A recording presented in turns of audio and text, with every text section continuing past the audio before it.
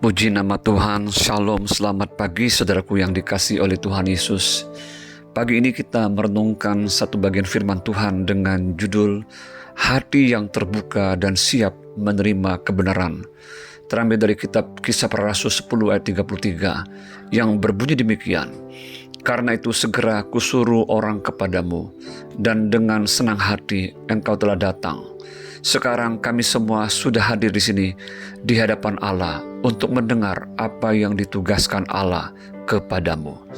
Saudara, kisah tentang perjumpaan Cornelius dengan Kristus dimulai dari sebuah hati yang terbuka dan siap untuk menerima kebenaran tentang Allah yang benar. Meskipun ia bukan seorang Yahudi dan ia adalah seorang perwira pasukan yang disebut pasukan Italia, namun ia adalah seorang yang saleh.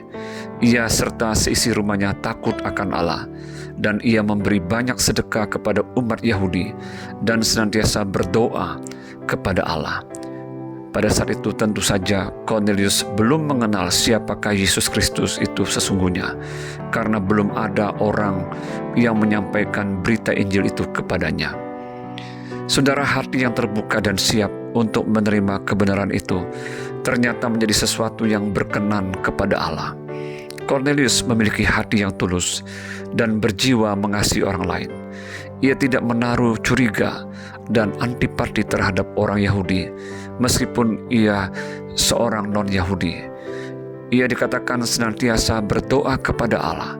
Karena itulah Allah mengutus malaikatnya dan menyapa dia, "Cornelius." Ia menatap malaikat itu dan dengan takut ia berkata, "Ada apa Tuhan?" Jawab malaikat itu, "Semua doamu dan sedekahmu telah naik ke hadirat Allah, dan Allah mengingat engkau.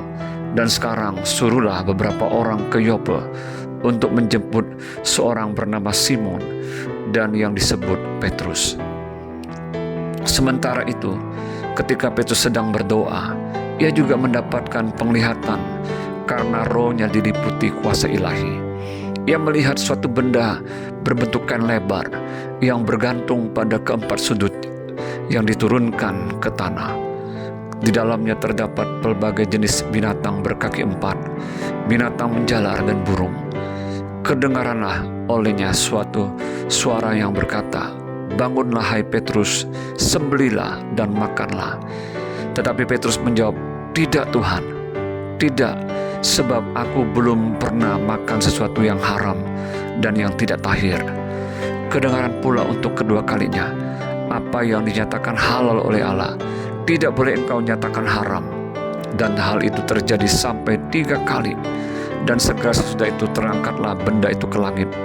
Dan tentu saja semuanya itu membuat Petrus bingung dan bertanya-tanya apa maksud dari penglihatan itu.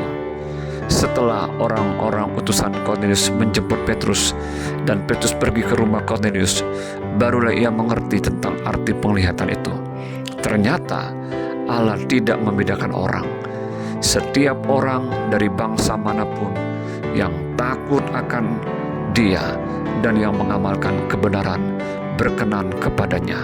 Itulah firman yang ia suruh sampaikan kepada orang-orang Israel, yaitu firman yang memberitakan damai sejahtera oleh Yesus Kristus yang adalah Tuhan dari semua orang.